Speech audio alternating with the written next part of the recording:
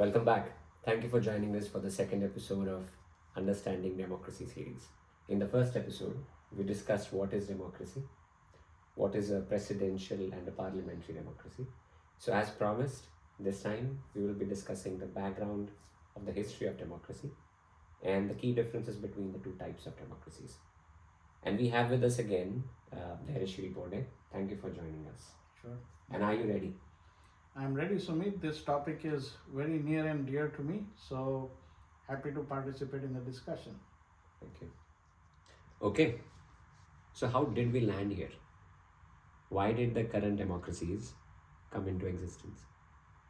Let's start with that background.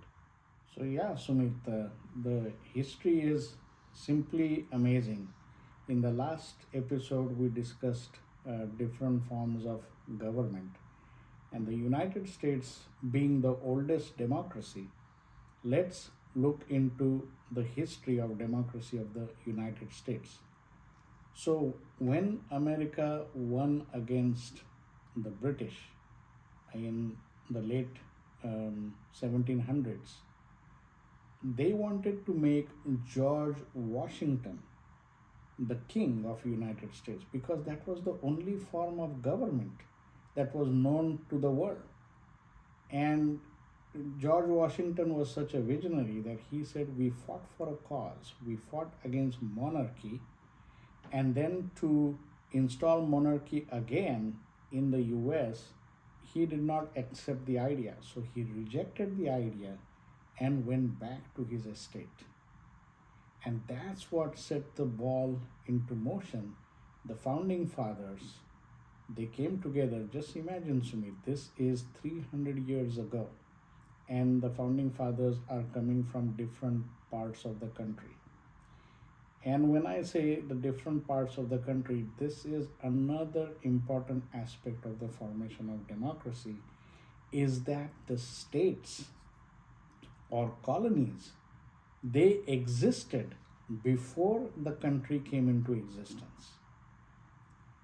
And then they came together, which I call it as the Great Compromise, which resulted in the beautiful Constitution of the United States. Now, it's just amazing, right? So, think about it. So, there were 13 colonies in the beginning. They are coming together to discuss what kind of government are we going to embrace if it's not going to be a monarchy.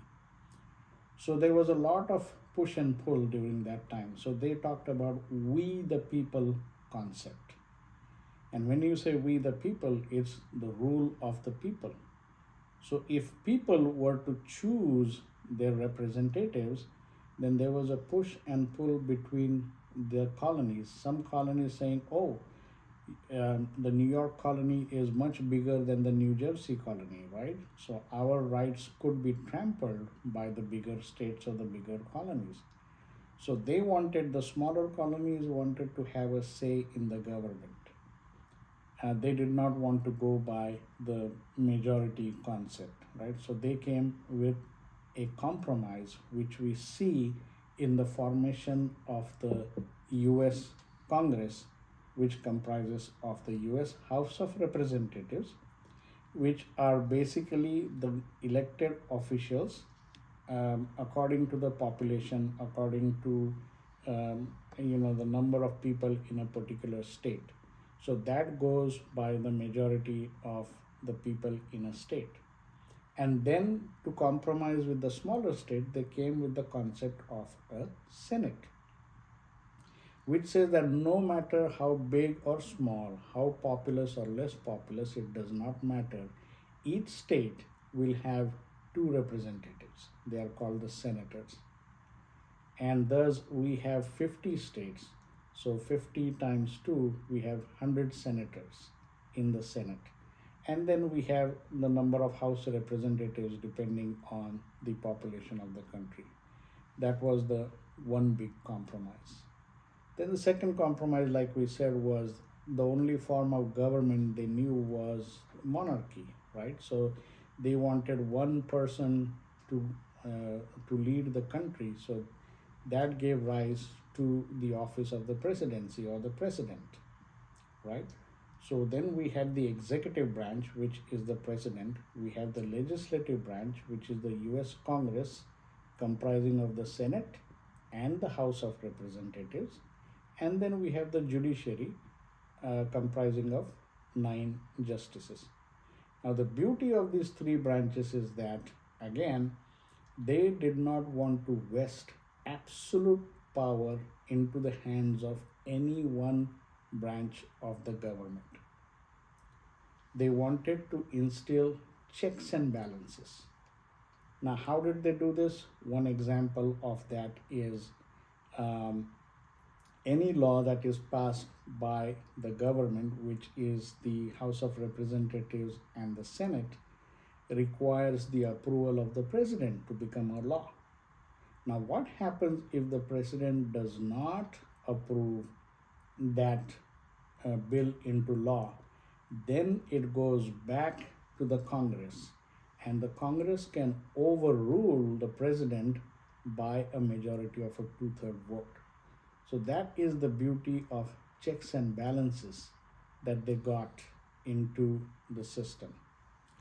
Now, if we come back to India, it is slightly different, right? The country came into existence first, and the states were formed later. So you will see that there is a lot of power that is controlled at the center of the government.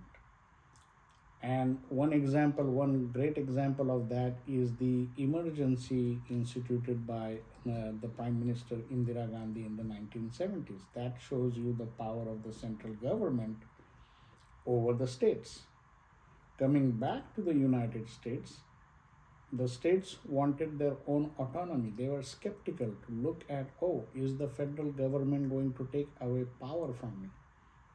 So there were a lot of checks and balances introduced again, whereby this is amazing that each state in the United States has its own constitution, which of course has to align with the constitution of the country. It cannot supersede the constitution of the country. In India, we don't have that concept. The states don't have their own constitution. So there are many ways in which the states in the US have sought to exert their authority and autonomy onto the Constitution of the United. In fact, think about it, the name of the country itself is the United States of America.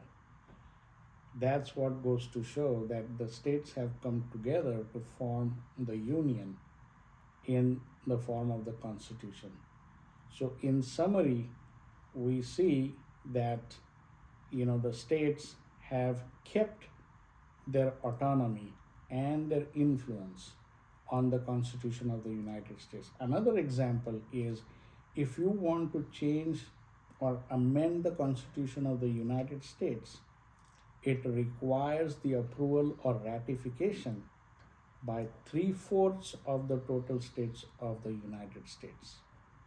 It's not so in India. Of course, some aspects of amendments of the Indian Constitution do require approval by the states, but not all amendments require ratification by the Indian states. So these are the key differences. We see the top-down approach where the country came first and then the states followed, and the bottom-up approach where the states were already in existence, or at least a few states, they came together to form the union, and hence the name of the country is the United States of America. Beautiful.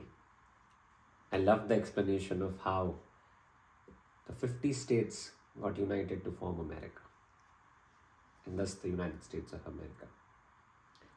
I have a follow-on question.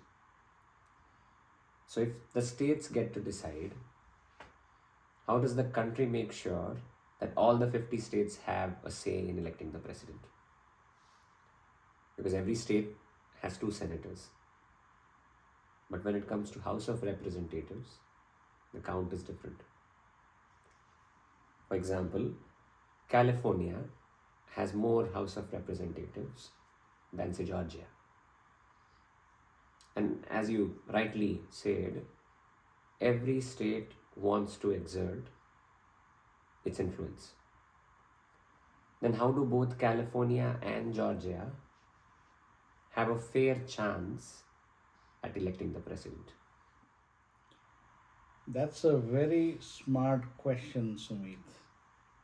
And you hit the nail on the head.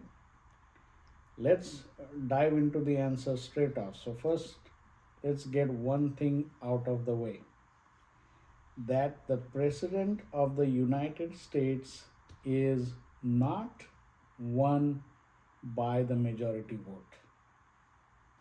And again, we go back to the great compromise of the US Constitution. As we saw previously, that the smaller states were skeptical and they wanted a say in the government. They wanted to exert their influence. So then again, for the election of the presidency came the great compromise, what we call as the Electoral College system. And the way it works is, you mentioned the state of California, right? So before we come to that, the concern of the states were twofold. One is that they wanted influence, and number two is, again, go back 200, 300 years, the leaders were skeptical that in electing the president, the people may not be equipped with good information. So that's why they came with the Electoral College system. What is that system? So you take the total number of representatives in a state and add the two senators of that state. So, for example, in California, you have 52 House of Representatives and the two senators. So, you have a total of 54. So, the state of California then appoints 54 electors. In other words, the state of California is assigned 54 points. And whichever candidate wins the majority vote in the state of California, not the country, just the state of California, then he gets all of those 54 points assigned to him. That is called as the winner take all system. What it does is, now, for example, let's try to understand the concept here, that the population of California is 54 million. Let's assume hypothetically that not 54 million, 40 million. Let's assume that all the 40 million people vote in favor of one candidate, right? So what will happen? Remember, I said the election is not based on the majority vote of the country. If all the people of California vote by 40 million, then obviously overall in the nation, the candidate would be a winning candidate. It does not happen like that. What happens, even if one candidate gets all the 40 million votes, he will only get 54 points. And going back to your other example of Georgia, Georgia has 16 electoral votes or 16 points, which is 14 House of Representatives plus the two senators make 16 points. So historically, California has been a democratic state, so all those 54 points go to a Democratic candidate. But if you win three or four other states like Georgia, smaller states, they become equal to California, even if the combined population of the 3 or 4 states may be much less than California. So if you see, in California, all the 40 million votes went to one candidate, and the 3 states maybe have a total population of 10 million votes, and they go to the other candidate. Still, the other candidate can prevail over the state of California because he got more points than the state of California. So, in the end, what needs to happen is a presidential candidate has to win 270 points. Now, in most of the instances, it will so happen that a candidate who wins 270 electoral vote also ends up winning the majority vote. But recent history has shown us that it's not always the case. For example, in 2000 and 2016, the president was elected based on the electoral votes, even though that candidate lost the majority vote. So, that is the beauty of the electoral college, where smaller states get to exert their influence, and the influence of the larger state is limited or restricted by the maximum number of electoral votes that you can win in that state. I hope I was able to make a simple explanation out of this. Yes, absolutely. It does make sense. It definitely makes sense. But if we were to extend the analogy to Indian political system, right now in India, when the Lok Sabha elections happen every 5 years, the populous states like UP, Maharashtra are given more importance by the national parties. But if India were to have electoral point system, states like Himachal Pradesh, Uttarakhand, Bihar, if any political party were to win these three states by electoral points, that could give that party a better edge than winning just Uttar Pradesh, hypothetically. Is that true? Bingo, Sumit. That's exactly how the electoral college system would work. Okay, okay. Of course, India doesn't have electoral point system right now. True, true, Okay. true. Okay. All right. So we spoke about how US is a bottom-up system with states having more power, and India being a top-down system with union having more power. Let's look at the political landscape for a bit.